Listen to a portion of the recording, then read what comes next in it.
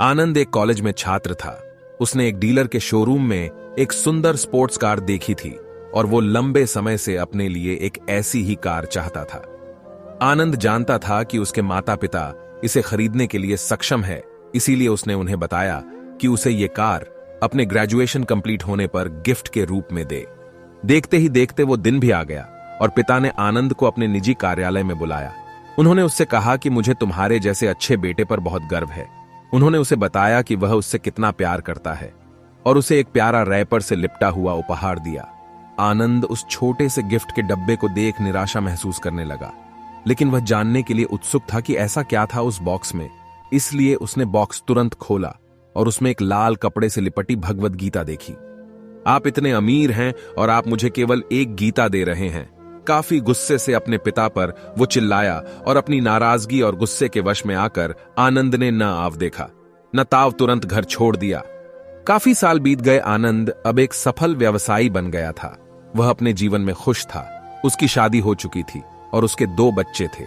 उनका परिवार एक सुंदर घर में रहता था, लेकिन उसके पिता के साथ टूटे रिश्तों के कारण उसकी आत्मा अभी भी आहत थी। आनंद अपने पिता का घर छोड़ने के बाद कभी उनसे नहीं मिला था।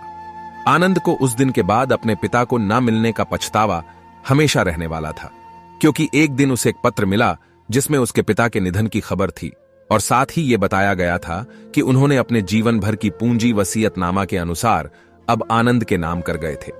अपने पिता की सारी संपत्ति विरासत में मिली तब आनंद अपने पिता के घर पहुंचा और कुछ महत्वपूर्ण कागज की तलाश करने लगा और गलती से उसे वहीं भगवद गीता का उपहार लिपटा हुआ मिला, जिसे देख उसे फिर उसी उदासी का एहसास हुआ। उस गीता को उसने अच्छे से देखा तो उस पर अपने पिता की हैंडराइटिंग में कुछ लिखा पाया।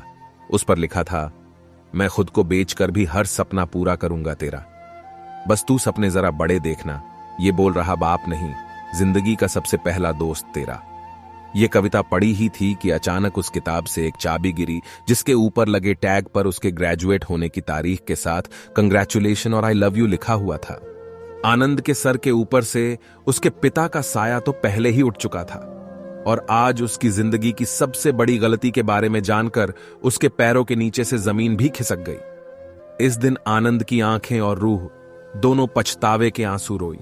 ऐसे ही और वीडियो देखने के लिए चैनल को सब्सक्राइब जरूर करें।